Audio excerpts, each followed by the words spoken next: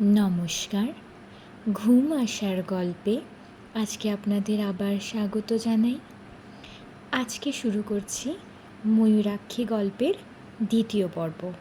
শুনতে থাকুন ময়ূরাক্ষী। বড় ফুফুর বাসায় দুপুরে যাওয়ার কথা। উপস্থিত হলাম রাত 8টায়। কেউ আবার হলো না। ফুফুর বড় ছেলে বাদল আমাকে দেখে উল্লাসিত গলায় বলল, হিমুদা এসেছো? থ্যাঙ্কস, অনেক কথা আছে, আজ থাকবে কিন্তু, আই নিড ইয়োর হেল্প। বাদল এবার ইন্টারমিডিয়েট দেবে, এর আগেও 3বার দিয়েছে। সে পড়াশোনায় খুবই ভালো, এসএসসিতে বেশ কয়েকটা লেটার আর স্টার মার্ক পেয়েছে। সমস্যা হয়েছে ইন্টারমিডিয়েটে, পরীক্ষা শেষ পর্যন্ত দিতে পারে না। মাঝামাঝি জায়গায় তার এক ধরনের নার্ভাস ব্রেকডাউন হয়ে যায়। তার কাছে মনে হয় পরীক্ষার হল হঠাৎ করে ছোট হতে শুরু করে। ঘরটা ছোট হয়, পরীক্ষার্থীরাও ছোট হয়, চেয়ার টেবিল সব ছোট হতে থাকে। তখন সে ভয়ে চিৎকার দিয়ে ঘর থেকে বেরিয়ে আসে। বাইরে আসা মাত্রই দেখে সব স্বাভাবিক। তখন সে আর পরীক্ষার হলে ঢোকে না, চোখ মুছতে মুছতে বাড়ি চলে আসে। দ্বিতীয়বার পরীক্ষা দেওয়ার সময় অনেক ডাক্তার দেখানো হলো, ওষুধপত্র খাওয়ানো হলো, সেবারও একই অবস্থা। এখন আবার পরীক্ষা দেবে।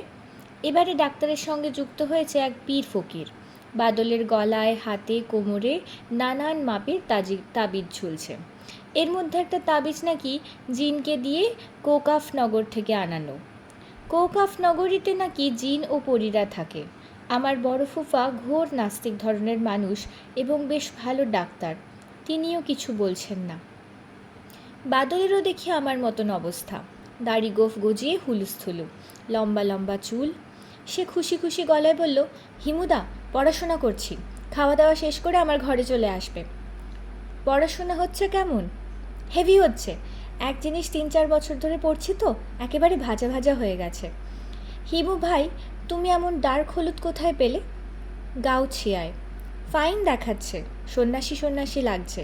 সন্ন্যাসী উপগুপ্ত মথুরাপুরীর প্রাচীরের নিচে একদা ছিলেন সুপ্ত। যা পড়াশোনা কর, আমি আসছি। কি আর পড়াশুনো করব, সব তো ভাজা ভাজা। তবু আরেকবার ভেজে ফেল, কড়া ভাজা হবে। বাদল শব্দ করে হেসে উঠল। সেই হাসি হেঁচকির মতো চলতেই থাকলো। আমি অবাক হয়ে তাকিয়ে দেখলাম। এই ছেলের অবস্থা দেখি দিন দিন খারাপ হচ্ছে। এতক্ষণ ধরে কেউ হাসে? ফুফু গম্ভীর মুখে খাবার এগিয়ে দিচ্ছেন। মনে হচ্ছে দুপুরে প্রচুর আয়োজন ছিল, সেই সব গরম করে দেওয়া হচ্ছে।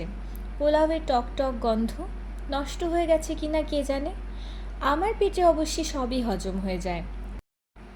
পোলাওটা মনে হচ্ছে হবে না, কষ্ট দেবে। ফুফু বললেন, রোস্ট আরেক পিস দেব? দাও। এত খাবার দাবারের আয়োজন কী জন্যে একবার জিজ্ঞেস করলি না? আমি খাওয়া বন্ধ করে বললাম, কী জন্যে? আত্মীয় স্বজন যখন কোনো উপলক্ষে খেতে ডাকে তখন জিজ্ঞেস করতে হয় উপলক্ষটা কী। যখন আসতে বলে তখন আসতে হয়। একটা ঝামেলায় আটকে পড়েছিলাম। উপলক্ষটা কী? রিঙ্কির বিয়ের কথা পাকা হলো। বাহ, ভালো তো। ফুফু গম্ভীর হয়ে গেলেন। আমি খেয়েই যাচ্ছি। টক গন্ধ পোলাও এত খাওয়া ঠিক হচ্ছে না সেটা বুঝতে পারছি, তবু নিজেকে সামলাতে পারছি না। যা হবার হবে। ফুফু শীতল গলায় বললেন, একবার তো জিজ্ঞেস করলি না কার সঙ্গে বিয়ে, কী সমাচার? তোমরা নিশ্চয়ই দেখে শুনে ভালো বিয়েই দিচ্ছ। তুই একবার জিজ্ঞেস করবি না? তোর কোনো কৌতূহলও নেই? আরে কি বলো কৌতূহল নেই? আসলে এত ক্ষুধার্ত যে কোন দিকে মন দেব সেটা বুঝতে পারছি না। দুপুরে খাওয়া হয়নি। ছেলে কি করে? Marine engineer. বলো কি, তাহলে তো মালদার পার্টি। ফুফু রাগী গলায় বললেন, ছোট লোকের মতো কথা বলবি না তো। মালদার পার্টি আবার কি? পয়সাওয়ালা পার্টি এই বলছি। হ্যাঁ, টাকা পয়সা ভালোই আছে। শর্ট না তো? আমার কেন জানি মনে হতো একটা শর্ট টাইপের ছেলের সাথে রিঙ্কির বিয়ে হবে। ছেলের হাইট কত? ফুফুর মুখটা কালো হয়ে গেল। তিনি নিচু গলায় বললেন, হাইট একটু কম, উঁচু জুতা পরলে বোঝা যায় না। বোঝা না গেলে তো কোনো সমস্যাই নেই। তাছাড়া বেঁটে লোক খুব ইন্টেলিজেন্ট হয়, যত লম্বা হয় বুদ্ধি তত কমতে থাকে। আমি এখনো পর্যন্ত কোনো বুদ্ধিমান লম্বা মানুষ দেখিনি, সত্যি বলছি। ফুফুর মুখ আরও অন্ধকার হয়ে গেল। তখন মনে পড়ল, কি সর্বনাশ, ফুফা নিজেই বিরাট লম্বা, প্রায় 6 ফুট। দেখি একের পর এক ঝামেলা বাঁধিয়ে যাচ্ছি আমি। তুই যাবার আগে তোর ফুফার সাথে কথা বলে যাবি, তোর সঙ্গে কি না কি জরুরি কথা আছে। No problem. আর রিঙ্কির সঙ্গে কথা বলার সময় জামাই লম্বা কি বেটে এ জাতীয় কোনো কথাই বলবি না। বেটে লোকেরা যে জ্ঞানী হয় এই কথাটা ঠিক কায়দা করে বলবো? তোর কিছুই বলার দরকার নেই। ঠিক আছে, ঠান্ডা পেপসি টেপসি থাকলে দাও, তোমরা তো কেউ পান খাও না, কাউকে দিয়ে 3টা পান আনাও না। রিঙ্কির সঙ্গে দেখা করতে এলাম। এই মেয়ে 9-10-এ পড়ার সময় রোগা ভোগা ছিল, এখন দিন দিন মোটা হচ্ছে। আজ অবশ্যই সেরকম মোটা লাগছে না, ভালোই লাগছে। মনে হচ্ছে এর চেয়ে কম মোটা হলে তাকে মানাতো না। কিরে, ক্লাস 1 একটা বর জোগাড় করে ফেললি, কনগ্রাচুলেশনস। রিঙ্কি অসম্ভব খুশি হলো। অবশ্যই প্রায় সঙ্গে সঙ্গে ঠোঁট উল্টে বলল, ক্লাস 1 বর না ছাই, ক্লাস 3 হবে বড়জোর। মেয়েদের আমি কখনো খুশি হলে সেই খুশি প্রকাশ করতে দেখিনি। একবার একটা মেয়ের সঙ্গে কথা হয়েছিল, সে ইন্টারমিডিয়েটে ছেলে মেয়ে সবার মধ্যে ফার্স্ট হয়েছে। আমি বললাম, কি খুশি তো? সে ঠোঁট উল্টে বলল, বাংলা সেকেন্ড পেপারে যা পুয়োর নাম্বার পেয়েছি জানেন, মার্কশিট দেখেই কেঁদেছি। রিঙ্কিরও দেখি সেই অবস্থা, খুশিতে মুখ ঝলমল করছে, অথচ মুখে বলছে ক্লাস 3। হিমু ভাই, ও কিন্তু দারুণ শট, মনে হয় কলিং বেল হাত দিয়ে নাগাল পাবে না। আমি অত্যন্ত খুশি হবার ভঙ্গি করলাম, খুশি গলায় বললাম, তাহলে তো তুই খুব লাকি, ভাগ্যবতী মেয়েদের বর খাটো হয়, খনার বচনে আছে। যাও। সত্যি, খনা বলেছেন, খাটো পেয়ারা ভালো, খাটো স্বামীর মন, আর তারপরে আর কি কি যেন আছে মনে নেই। বানি বানি তুমি যে কি মিথ্যে কথা বলো না, এই ছড়াটা তুমি এক্ষুনি বানালে তাই না? কেন বানালে বলো তো? তোকে খুশি করবার জন্যে। খুশি করবার দরকার নেই, আমি এমনিতেই খুশি। সেটা তোর মুখ দেখেই বুঝতে পারছি। বর পছন্দ হয়েছে? তবে খুব বিরক্ত করছে। বিরক্ত করছে মানে? আজই মাত্র কথাবার্তা ফাইনাল হলো, এর মধ্যে 3বার টেলিফোন করেছে, তারপর বলছে রাত 11টার সময় আবার করবে। লজ্জা লাগে না? তার উপর টেলিফোন বাবার ঘরে, বাবা সন্ধ্যে থেকে তার ঘরে বসে আছে। আমি কি বাবার সামনে তার সঙ্গে কথা বলবো? লম্বা তার আছে, তুই টেলিফোন তোর ঘরে নিয়ে আয়। আমি কি করে আনবো? আমার লজ্জা লাগে না? আচ্ছা যা, আমি এনে দিচ্ছি। পরে কিন্তু তুমি এই নিয়ে ঠাট্টা করতে পারবে না, আমি তোমাকে আনতে বলিনি, তুমি নিজে থেকে আনতে চেয়েছো। তা তো বটেই। ওই ভদ্রলোক টেলিফোনে কি বলে? কি আর বলবে, কিছু বলে না। বল না শুনি। উফ, তুমি বড় যন্ত্রণা করো, আমি কিছু বলতে টলতে পারবো না। রিঙ্কি লজ্জায় লাল নীল হতে লাগলো। মনে হচ্ছে সে এখন তার জীবনের শ্রেষ্ঠ সময়টা কাটাচ্ছে। বড় ভালো লাগছে তার দিকে তাকিয়ে থাকতে। রিঙ্কির সঙ্গে আরও কিছুক্ষণ থাকার ইচ্ছা ছিল, থাকা গেল না। ফুফা ডেকে পাঠালেন। ফুফার ঘর অন্ধকার, 0 পাওয়ারের একটা বাতি জ্বলছে। লক্ষণ সুবিধার না। ফুফার মাঝে মধ্যে মদ্যপানের অভ্যেস আছে, এই কাজটা বেশিরভাগ সময় বাইরেই সারেন। বাসায় ফুফুর জন্য তেমন সুযোগ পান না। ফুফুর শাসন বেশ কঠিন। হঠাৎ হঠাৎ কোনো বিশেষ উপলক্ষে বাসায় মদ্যপানের অনুমতি পান, আজ পেয়েছেন বলে মনে হচ্ছে। মদ্যপান করছে এরকম মানুষের সঙ্গে কথাবার্তা খুব সাবধানে বলতে হয়, কারণ তাদের মদের পরিমাণ এবং কতক্ষণ ধরে মদ্যপান করা হচ্ছে তার উপর নির্ভর করে। ফুফার তরল অবস্থায় তার সঙ্গে আমার কথাবার্তা বিশেষ হয়নি। তরল অবস্থায় তার মেজাজ মর্জি কেমন লাগে, কেমন থাকে তাও জানি না। ফুফা আসবো? হিমু, এসো, দরজা ভিড়িয়ে দাও, তোমার সঙ্গে খুব জরুরি কথা আছে। বসো, চেয়ারটা নিয়ে বসো। আমি বসলাম। তিনি গ্লাস দেখিয়ে বললেন, আশা করি এইসব ব্যাপারে তোমার কোনো প্রেজুডিস নেই। জি না। তারপর বলো, কেমন আছো? ভালো? জি। রিঙ্কির বিয়ে ঠিক হয়ে গেছে শুনেছ বোধহয়? জি। ছেলে ভালো, তবে খুবই খাটো। আমাদের সঙ্গে এরকম একটা ছেলে পড়তো, তার নাম ছিল স্ক্রু। এই ছেলেরও নিশ্চয়ই এরকম কোনো নাম টাম আছে। বেটে ছেলেদের সাধারণত নাম হয় স্ক্রু কিংবা বল্টু। আমি চুপ করে রইলাম। ফুফাকে নেশায় ধরেছে বলে মনে হচ্ছে, না ধরলে নিজের জামাই সম্পর্কে এ ধরনের কথা বলতে পারতেন না। আপনার ছেলে পছন্দ হয়নি? আরে পছন্দ হবে কি, মার্বেলের সাইজের এক ছেলে। পছন্দ হয়নি তো বিয়েতে মত দিলেন কেন? আমার মতামতের প্রশ্নই তো ওঠে না। আমি হচ্ছে এই সংসারে টাকা বানানোর মেশিন, এর বেশি কিছু না। আমি কি বলছি না বলছি তা নিয়ে কেউ জানতে চায় না। তারপরেও বলতাম, কিন্তু দেখি মেয়ে এবং মেয়ের মা দুজনই খুশিতে বাকবাকুম। তার গ্লাস খালি হয়ে গিয়েছিল। তিনি আরও খানিকটা ঢাললেন। আমি তাকিয়ে আছি দেখে বললেন, এটা পঞ্চম পেগ। আমার লিমিট হচ্ছে 7। 7-এর পর লজিক এলোমেলো হয়ে যায়, 7-এর আগে কিছুই হয় না। আমি বললাম, ফুফা 1 মিনিট, আমি টেলিফোনটা রিঙ্কির ঘরে দিয়ে আসি, ও কোথায় যেন টেলিফোন করবে। ফুফা মুখ বিকৃত করে বললেন, কোথায় করবে বুঝতে পারছো না? ওই মার্বেলের কাছে করবে। টেলিফোন করে করে অস্থির করে তুলল। আমি রিঙ্কিকে টেলিফোন দিয়ে এসে বললাম, আপনি কি জানি জরুরি কথা বলবেন? ও হ্যাঁ, জরুরি কথা, বাদল সম্পর্কে। জি বলুন। ও তোমাকে কেমন অনুকরণ করে সেটা লক্ষ্য করেছো? তুমি তোমার মুখে দাড়ি গোঁফ চাষ করছো, করো, সেও তোমার পথ ধরেছে। আজ তুমি হলুদ পাঞ্জাবি গায়ে দিয়ে এসেছো, আমি 1000 টাকা বাজি রেখে বলতে পারি কাল দুপুরের মধ্যে সে হলুদ পাঞ্জাবি কিনবে। আমি কি ভুল বললাম? না, ভুল বলেননি। তুমি যদি আজ মাথা কামাও, আমি শিওর ব্যাটা কাল মাথা কামিয়ে ফেলবে। এরকম প্রভাব তুমি কি করে ফেললে, এটা তুমি আমাকে বলো। ইউ বেটার এক্সপ্লেন ইট।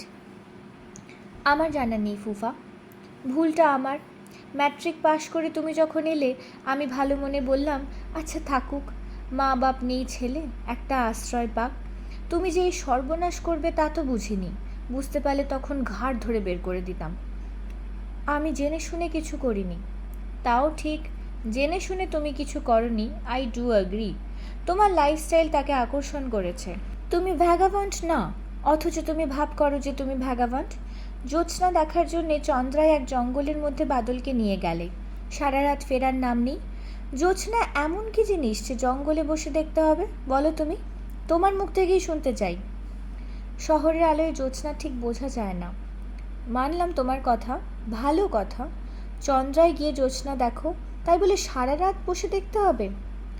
রাত বাড়ার সঙ্গে সঙ্গে জ্যোৎস্না কীভাবে বদলে যায় সেটাও একটা দেখার মতন ব্যাপার। শেষ রাতে পরিবেশ ভৌতিক হয়ে যায়, তাই নাকি? জি। আর তাছাড়া জঙ্গলের একটা আলাদা এফেক্ট আছে, শেষ রাতের দিকে গাছগুলো জীবন্ত হয়ে ওঠে। তোমার কথা বুঝলাম না, গাছগুলো জীবন্ত হয় মানে? গাছ তো সবসময় জীবন্ত। জি না, ওরা জীবন্ত, তবে সুপ্ত। খানিকটা জেগে ওঠে পূর্ণিমা রাতে, তাও মধ্যরাতের পর থেকে। জঙ্গলে না গেলে ব্যাপারটা বোঝা যাবে না। আপনি একবার চলুন না, নিজের চোখে দেখবেন। দিন তিনেক পরেই পূর্ণিমা। দিন তিনেক পরেই পূর্ণিমা? জি। এইসব হিসাব নিকাশ তোমার সবসময় কাছে থাকে? জি। একবার গেলে হয়। বলে ফুফা গম্ভীর হয়ে গেলেন। চোখ বন্ধ করে খানিকক্ষণ ঝিম ধরে বসে রইলেন। তারপর বললেন, তুমি আমাকে পর্যন্ত কনভিন্সড করে ফেলেছিলে। মনে হচ্ছিল তোমার সঙ্গে যাওয়া যেতে পারে। অবশ্যই সম্ভব হয়েছে নেশার ঘরে থাকার জন্যে। তা ঠিক, কিন্তু মানুষ ধরেই নিয়েছে তারা যা ভাবছে তাই ঠিক। তাদের জগৎটাই একমাত্র সত্যি জগৎ। এরা রহস্য খুঁজবে না, এরা স্বপ্ন দেখবে না। চুপ করো তো। আমি চুপ করলাম। ফুফা রাগী গলায় বললেন, তুমি ভ্যাগাবন্ডের মতো ঘুরবে আর ভাবে বিরাট কাজ করে ফেলেছ।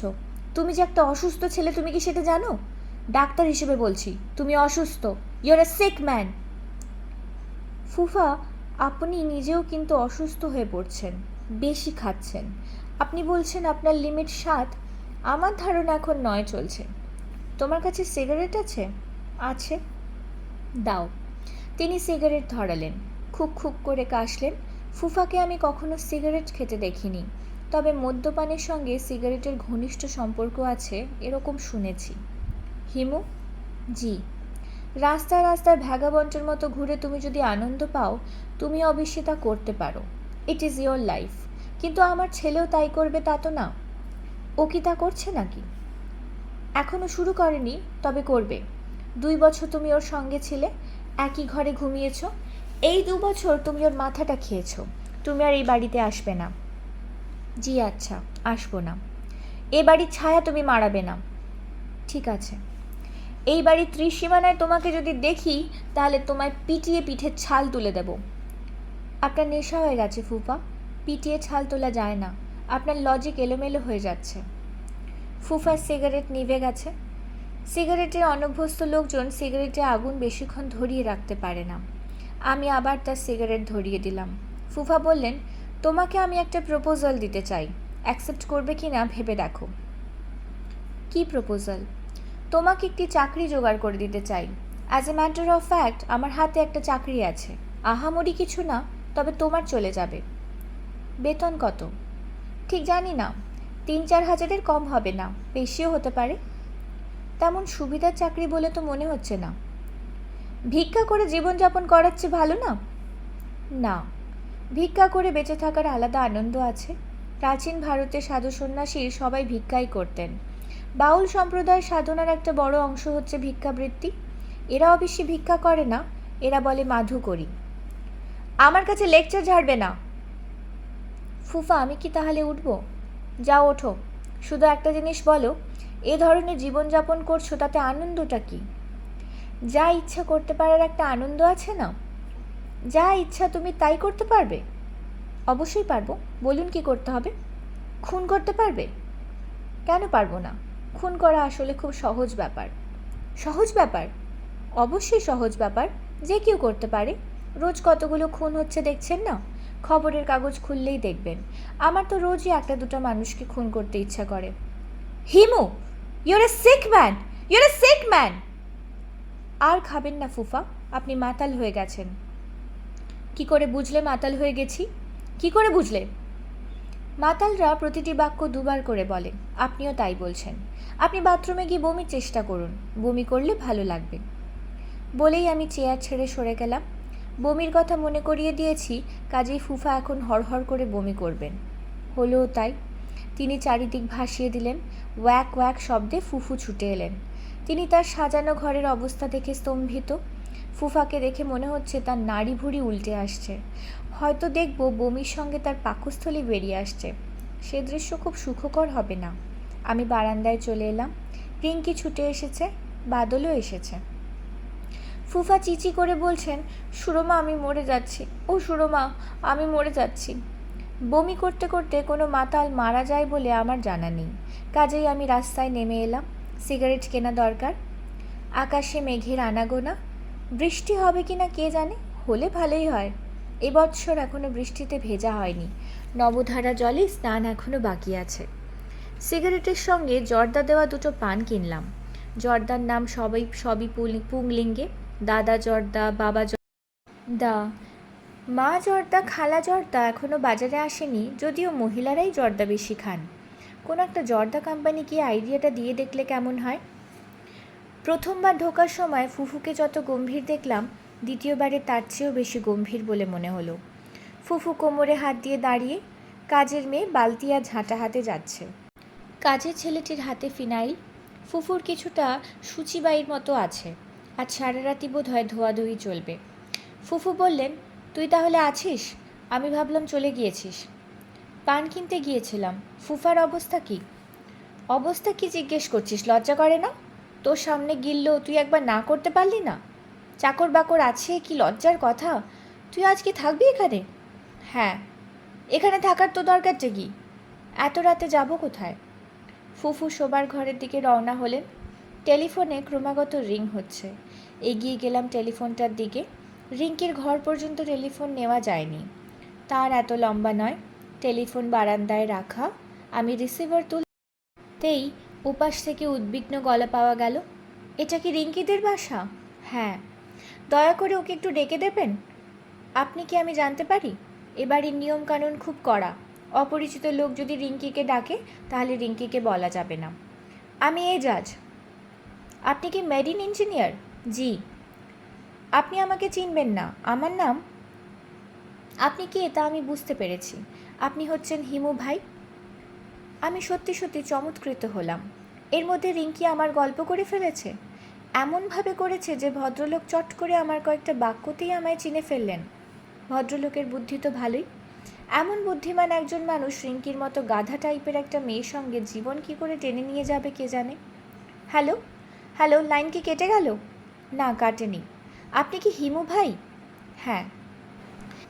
রিঙ্কি বলেছে আপনার নাকি অলৌকিক ক্ষমতা আছে। কী রকম ক্ষমতা? প্রফেটিক ক্ষমতা। আপনি নাকি ভবিষ্যতের কথা বলতে পারেন। আপনি যা বলেন তাই নাকি হয়। আমি চুপ করে রইলাম। এই জাতীয় প্রসঙ্গ এলে চুপ করে থাকাই নিরাপদ। হ্যাঁ না কিছু বললেই তর্কের মুখোমুখি হতে হয়। তর্ক করতে আমার ভালো লাগে না। হ্যালো হ্যালো, লাইনটা ডিস্টার্ব করছে। হ্যালো হিমু ভাই, বলুন। আপনি কি দয়া করে একটু রিঙ্কিকে... ওকে তো দেওয়া যাবে না, ও আশেপাশে নেই, বাবার সেবা করছে, উনি অসুস্থ। অসুস্থ? কি বলছেন? সিরিয়াস কিছু? সিরিয়াস বলা যেতে পারে। বলেন কি, আমি কি আসবো? আমি কয়েক মুহূর্ত দ্রুত চিন্তা করে বললাম, আসতে অসুবিধা হবে না তো? না না, অসুবিধা কি, আমার গাড়ি আছে। আকাশের অবস্থা ভালো না, ঝড় বৃষ্টি হতে পারে। হোক, বিপদের সময় উপস্থিত না থাকলে কি করে হয়? তা তো বটেই। আপনি এক্ষুনি রওনা না হয়ে ঘণ্টাখানেক পরে আসুন। কেন বলুন তো? এমনি বললাম। ঠিক আছে ঠিক আছে, আপনার কথা অগ্রাহ্য করব না, সেসব আমি শুনেছি। মাই গড, আপনি দয়া করে আমার সম্পর্কে কিছু বলবেন, আই রিকোয়েস্ট। আচ্ছা বলবো। হিমু ভাই তাহলে রাখি। আর আমি যে আসছি এটা রিঙ্কিকে বলবেন না, একটা সারপ্রাইজ হবে। আমার টেলিফোন ব্যাধি আছে, একবার টেলিফোনে কারোর সঙ্গে কথা বললে আবার অন্য কারোর সাথে কথা বলতে ইচ্ছে করে। রূপাদের বাসায় করলাম। রূপার বাবা ধরতেই বললাম, আচ্ছা এটা কি রেলওয়ে বুকিং? রূপার বাবা বললেন, জি না, আপনার রং নাম্বার হয়েছে। তখন আমি বললাম, জাস্ট 1 মিনিট, রূপা কি জেগে আছে? রূপার বাবার হাই প্রেশার বা এই জাতীয় বোধহয় কিছু আছে। অল্পেতেই রেগে গিয়ে এমন হইচই শুরু করেন যে বলার কথা নয়। আমার কথাতেও তাই হলো। তিনি চিড়চিড়িয়ে উঠলেন, কে কে কে ছোকরা তুমি? তিনি খুব হইচই করতে লাগলেন। আমি রিসিভার রেখে দিলাম। রূপার বাবা নিশ্চয়ই সবাইকে ডেকে এই ঘটনা বলবেন। রূপা সঙ্গে সঙ্গে বুঝবে কে টেলিফোন করেছিল। সে হাসবেই না রাগ করবে কে জানে। যেখানে রাগ করা উচিত সেখানে সে রাগ করে না, হাসে। আর যেখানে হাসা উচিত সেখানে রাগ করে। আমি 17 ড্রিঙ্ক করে জাস্টিস এম সোহাবানের বাসা চাইলাম। সম্ভব হলে মীরা বা মীরুর সঙ্গেও কথা বলা যাবে। কী যে বলবো ঠিক করা হলো না।